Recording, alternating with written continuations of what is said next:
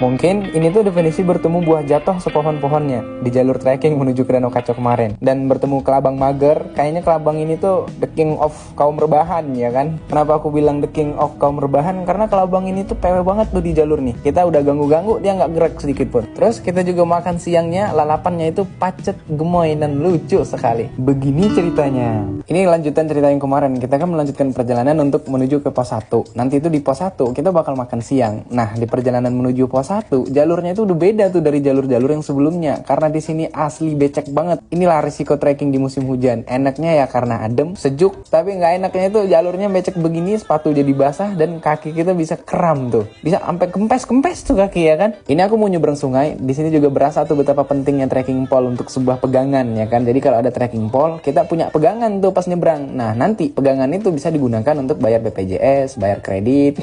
Itu sih pegangan juga, tapi beda konsepnya ya kan. Tolong Ferguson jangan ngawur, kita baru aja mulai. Kita lanjut jalan. Nah, di perjalanan itu kita ketemu buah jatuh sepohon-pohonnya. Kenapa begitu? Karena banyak banget nih. Aku kira rambutan, ternyata rambutan botak. Kata Bang Bobby, ini tuh namanya buah rambutan, tapi rambutan tak berambut. Lah, gimana ceritanya? Namanya juga rambutan ya kan. Kalau rambutan otomatis ada rambutnya. Namanya juga rambutan. Ini juga katanya bisa dimakan, tapi karena aku takut dan cemas kalau ini tuh beracun, jadi ada baiknya kita suruh Amar aja yang makan. Kabarnya Amar setelah makan buah ini dia masih di EGD nih sekarang.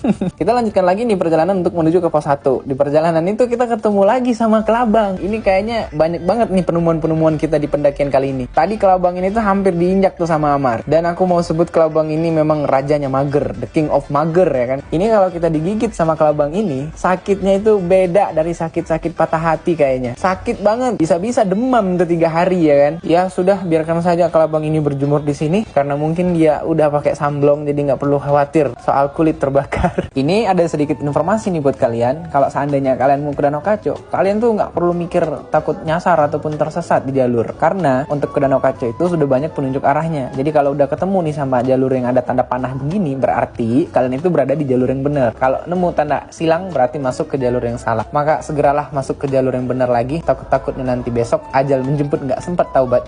Salah satu yang bikin aku suka juga nih sama jalur ke Danau Kaco, jalurnya itu banyak landai. Jadi tanjakan dan turunan itu sedikit sekali. Aku tuh kalau udah nemu jalur yang landai kayak begini, senangnya bukan main deh. Ini enak banget nih treknya. Landai, bisa lari.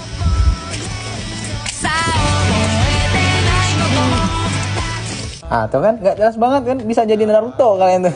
Nggak berasa karena jurus larinya Naruto tadi, kita udah nyampe aja nih di pos 1. Di pos 1 ini kita mau makan siang, terus tiba-tiba Bang Bobby nanya, udah lapar banget, apa mau makan sekarang atau nanti aja? Nah, yang ada di dalam otak aku, lapar nggak lapar, kita tuh harus makan. Manajemen waktu penting banget. Akhirnya kita makan di sini, kita cari